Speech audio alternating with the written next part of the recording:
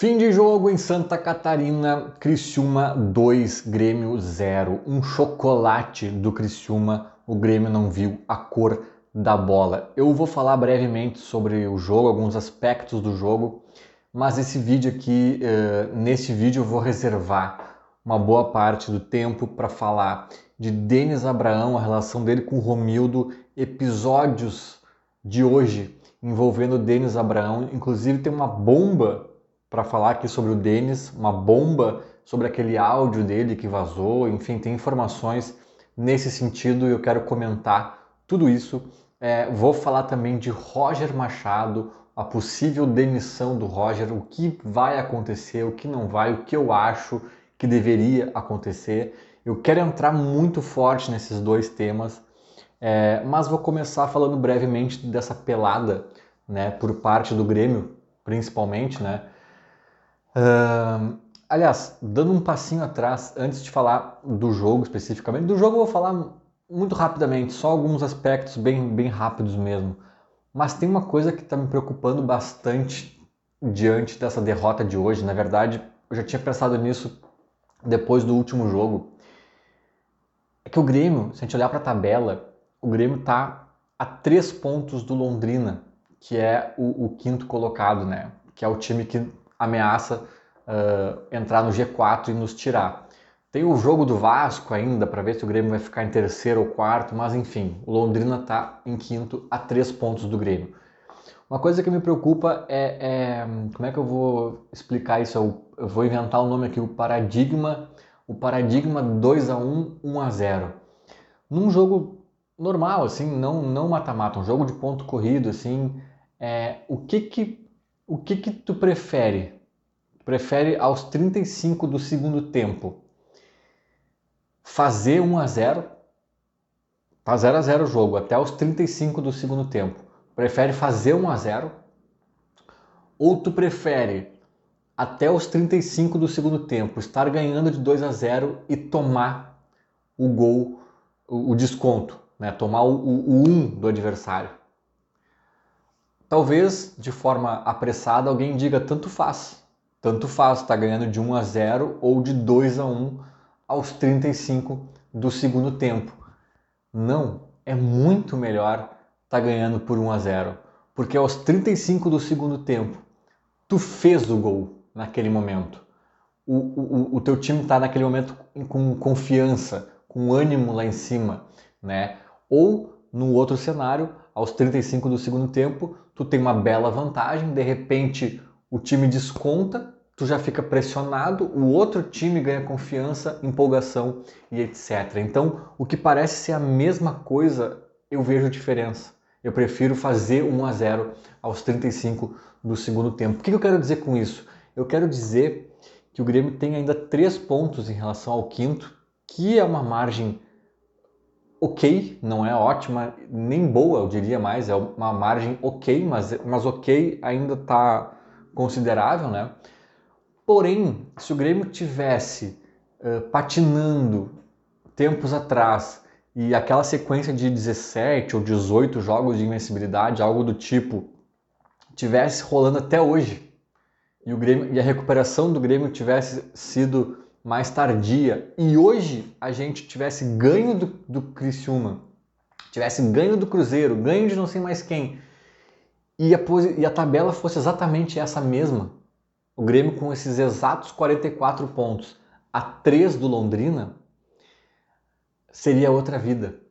A gente estaria com confiança, com os ânimos lá em cima, um clima muito bom, né? E eu acho que eu estaria aqui dizendo com a mesma tabela, exatamente a mesma tabela, né? Mas uma recuperação mais tardia e um momento bom agora, eu estaria dizendo que o Grêmio começa a encaminhar a sua classificação para a Série A. Mas como é o contrário, o Grêmio tinha uma boa vantagem e a coisa começou a desandar e o Grêmio a se perder.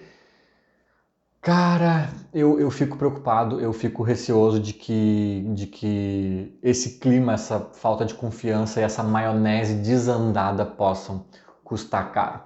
Sobre o jogo, eu quero falar só umas coisas bem rápidas. O Breno, eu anotei algumas coisas para falar. O Breno realmente, olha, eu já tô quase querendo começar a dizer que ele é ruim. Porque eu nunca cravei que ele é ruim, né? Eu sempre digo que ele é imaturo, verde, jovem, né? Os jovens oscilam mais, aquela coisa toda. Mas, cara, ele tá sempre adiantado. No primeiro gol, foi patético, cara. O Jeromel, até pode ser que alguém queira dizer que o Jeromel falhou, que poderia ter evitado o chute, não sei, não teria que ver o lance melhor, mas assim, o fato é que o Jeromel acaba amortecendo o chute. Se o Breno tá paradinho no gol, ele pega a bola na mão e sai jogando. Ele tá adiantado, a bola meio que encobre ele, é um negócio assim, tipo, sabe? Acho que ele não tem o emocional ainda consolidado e também a questão técnica ainda para vestir a camisa do Grêmio e vestir sobretudo em momentos de pressão. O Filipão que hoje ganhou do Palmeiras na semifinal da Libertadores, pedia um goleiro experiente e muita gente desdenhava, né? Fica aí o alerta. Falei do Breno, cara, eu anotei outras coisas aqui, né? O Grêmio foi um show de horror, o Edilson, cara. Será que o Edilson, com quase 40 anos, sem ritmo de jogo, acima do peso, é melhor do que o Rodrigo Ferreira, cara? Porque se for, tem que mandar prender quem contratou o Rodrigo Ferreira, né? Então a gente começa a ver o Grêmio assim a gente nem sabe mais para onde focar a nossa ira. Porque lembra que tinha épocas que a gente focava na preparação física do tailandês, aí tinha outras que a gente focava no goleiro, no Paulo Vitor, outras não sei o quê. Cara, hoje a gente não sabe em que jogador focar, porque é um show de horror, é muita ruindade, tem uma meia dúzia de jogador fora de forma em campo. O que é o Elkson, né? O próprio Edilson, o Diego Souza, sabe? Então, assim, é um bando de jogador fora de forma, um bando de jogador ruim e uma bagunça, cara. O Roger também não mostra nada, não tem nada pra gente ver do time em termos de organização tática, de ser propositivo. Não tem nada, cara. Então a gente não sabe nem pra onde olhar e pra onde reclamar mais, né? Deixa eu ver o que eu anotei mais aqui sobre o jogo. Eu anotei mais algumas coisas. O Grêmio, só pra fechar, o Grêmio não deu um chute a gol, cara. O Grêmio não chutou. O Breno, não foi um massacre também do Criciúma com milagres do Breno, mas se tu for olhar numericamente, ele fez uma meia dúzia, pelo menos, de defesas, sabe? Defesas razoáveis, não foi assim milagre nem nada, mas, cara, é o Criciúma, cara. Não é o Borussia Dortmund, sabe? E o Grêmio, patético, acadelado, assustado, desconcentrado, nervoso, bagunçado. Cara, é assim, ó, é desesperador, desesperador. Quero falar de Roger e de Denis. Talvez eu demore um pouco, esse vídeo fique longo, mas vamos falar, vamos embora. Porque o bicho tá pegando, a gente tem que falar dessas coisas. O Roger, tá? Muita gente perguntava, será que ele tem que cair hoje? Será que não tem? Eu tenho dificuldade de dar essa resposta. Eu tenho dificuldade porque eu não tô lá dentro. Se eu fosse presidente do Grêmio, eu queria sentar com o Jeromel, com o Diego Souza, com o Lucas Leiva, com alguns veteranos ali, né, para tirar uma febre e dizer assim, cara, e aí? Né? Tem gente dizendo que o time estava caminhando em campo, que talvez o Roger tenha perdido o vestiário. Se isso aconteceu mesmo, demite o Roger agora, amanhã. Demite o Roger amanhã. Chama um Lisca doido, até um Renato da vida para acabar o ano. Um cara que tenha a questão anímica, né, dominada e saiba lidar com o boleiro. E vamos embora, velho. O Roger não é bom nisso mesmo. Se o Roger perdeu, tchau. Agora, se reunir esses jogadores, essas lideranças, os caras falarem, não, nós estamos com o Roger, não é culpa dele. Aí fica claro que dessa laranja não sai mais suco, não adianta trocar o treinador. Se os caras estiverem curtindo o Roger, cara, aí é porque o time é ruim mesmo, é podre mesmo. E numa dessas tem que até ouvir o Jeromel e dizer, cara, é podre, né? Ele vai dizer, cara, o que adianta o Janderson tentar resolver o time? Não vai, né? Então eu tenho muita dúvida de como isso impactaria no vestiário.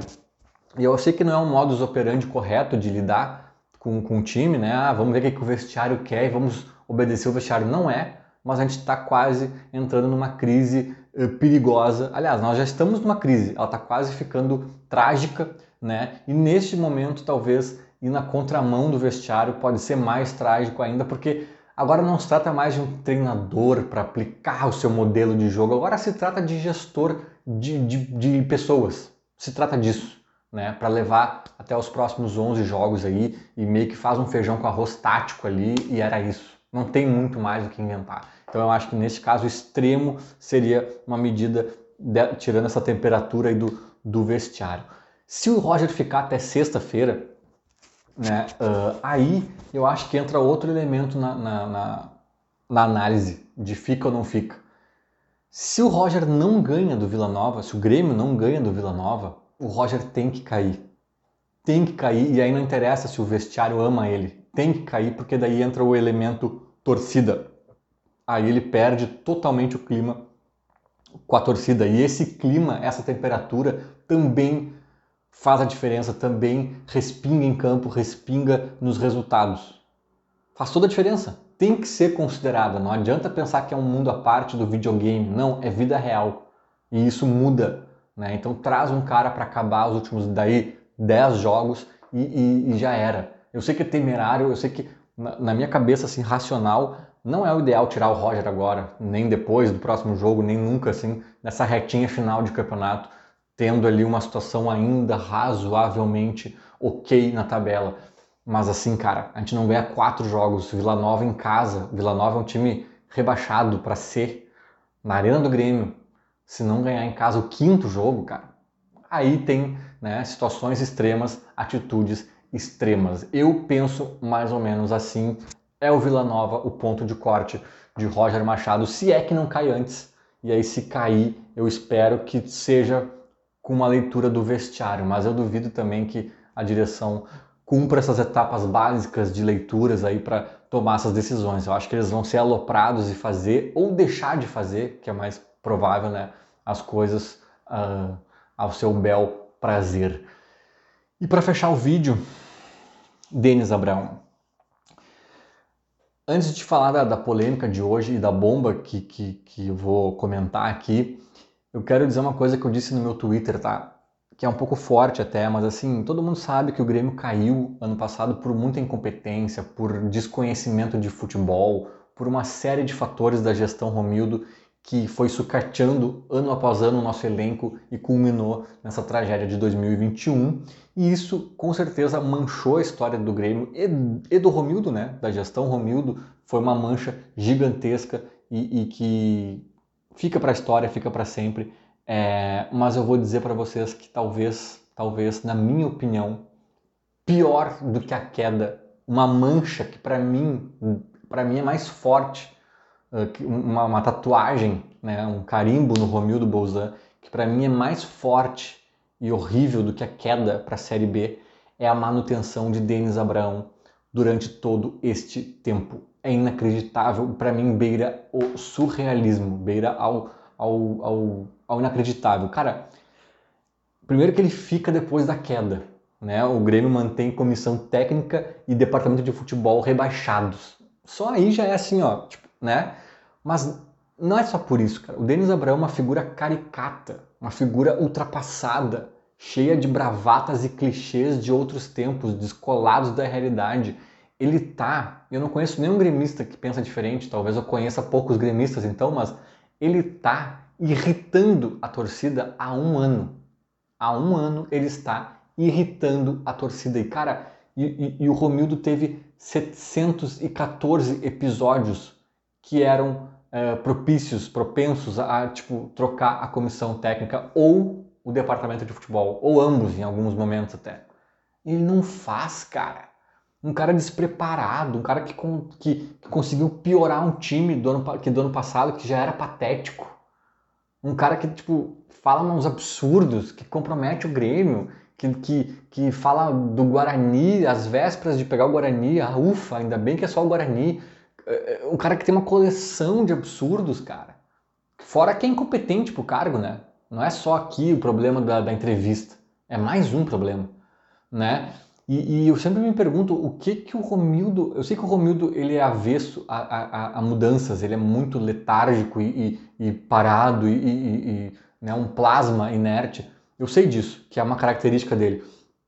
Mas assim, o Romildo não é burro, cara. O Romildo não é burro, cara. Às vezes dá a impressão que o Romildo tem algum rabo preso com o Denis ou tem algum interesse político da política do Grêmio, sabe? Do grupo político do Denis, o apoio, alguma respaldo, alguma coisa, cara. Porque, tipo assim, não faz sentido lógico. Aí, entrando já no episódio de hoje, bom, a entrevista dele, só para dar um pitaco aqui, foi patética, né? Ele falou mais um monte enfim, de coisas vazias e baboseiras e bravatas e começou a enfatizar que ele foi no vestiário hoje e falou com o grupo e eu preciso dizer isso, repetiu umas 3 vezes, eu vou ser franco aqui com o torcedor do Grêmio, eu fui no vestiário e falei com o grupo e botei a responsabilidade em mim. Ele acha que ele tá sendo um herói fazendo isso, que ele tá revolucionando. Cara, eu tô vendo o grupo de jogadores assim, olhando pra ele e falando assim: ah, cara, o que esse velho quer, velho? Puta, que vergonha, sabe? Eu tô vendo o grupo de jogadores, tipo, assustado até com aquela figura no vestiário, achando que tá mobilizando alguém, sabe? Enfim, e a bomba que eu vou comentar é justamente sobre isso que eu falei agora. Mas. Para contextualizar quem está por fora, né, para chegar lá, antes do jogo vazou um áudio dele na Rádio Gaúcha falando com o Gabardo, se eu não me engano, com a voz totalmente estranha, parecia claramente estar alcoolizado, parecia muito estar alcoolizado. E aí assim, cara, eu já fico assim, cara, ele e o Romildo foram de carro para Criciúma, chegaram às 6 da tarde na concentração. O comando do Grêmio chegou às 6 da tarde, né? O Grêmio nessa situação ruim. Os caras não foram com o ônibus, não foram com o clube ali, chegaram quase em cima da hora do jogo. Começa por aí, sabe, cara? Aí pensa, e esse cara chegou bêbado? Ou tomou lá uns goró? Que é isso, cara? Sabe, o cara que tinha que estar preocupado em medir essa temperatura do vestiário, em falar com um, entender, não sei o que esse cara tá fazendo? Eu até fiquei meio reticente no Twitter ali de fazer alguma crítica mais pesada, porque, calma, de repente ele tomou um remédio, pode ter uma outra explicação, sabe, cara? E aí ele disse que estava dormindo. Ele disse que estava dormindo e aí foi acordado com a ligação do Gabardo. Aí até é um pouco estranho porque ele diz: muita gente me ligou, mas meu celular estava no silencioso e eu não atendi aos telefonemas porque eu estava dormindo. Só que daí ele disse que ele acordou com o telefonema do Gabardo. Então, tipo assim, como é que tu acordou se estava no silencioso, cara? Então já me cheira a bravata, me cheira na verdade a mentira, né? Para falar bem a verdade. Mas vamos lá, vamos dar o benefício da dúvida, ainda que seja verdade, cara. Tu é vice-presidente de futebol do Grêmio Futebol Porto Alegrense. Isso é um negócio muito grande, velho. Talvez não tenha se dado conta do tamanho do cargo, da responsabilidade, da figura, da representatividade, do simbolismo até mesmo por trás desse cargo, velho. Tu não vai atender a um repórter da Rádio Gaúcha, que é um canhão, o maior do estado, dormindo. Mesmo que seja verdade. Porque a voz dele, cara, se ele não tava bêbado, ele tava dormindo, ele tava ferrado, ele tava praticamente sonâmbulo falando na rádio. E, cara, isso é de um amadorismo. Assim, ele falou, eu comecei a falar, depois eu fui entender com quem eu estava falando. Que isso, velho? Que isso? Sabe? Parece um tiozinho do boteco ali que atende o telefone falando com os brother e porque o Grêmio vai jogar, pois o que tu acha? Não sei. Que isso, cara? Sabe? Aí o Grêmio no meio de uma crise, já contando na calculadora ali, pontinho para subir para Série A, e a gente tem que ver o vice de futebol justificando que não estava bêbado. E esse cara não cai do cargo por nada neste mundo. É inacreditável, velho. É inacreditável. Mas a bomba que eu ia comentar foi dita por Alex Bagé nessa mesma Rádio Gaúcha. Ele dá lá, acho que a fonte, ou enfim, ele tem as informações dele de que os jogadores do Grêmio, antes do jogo, no vestiário, estavam ouvindo este áudio de Denis Abraão e dando risada. E dando risada. Os mesmos jogadores que depois entraram em campo trotando e tomaram totó de bola para o Criciúma. Sem mais, meritíssimo. Feito era mais ou menos isso. Falou, abraço.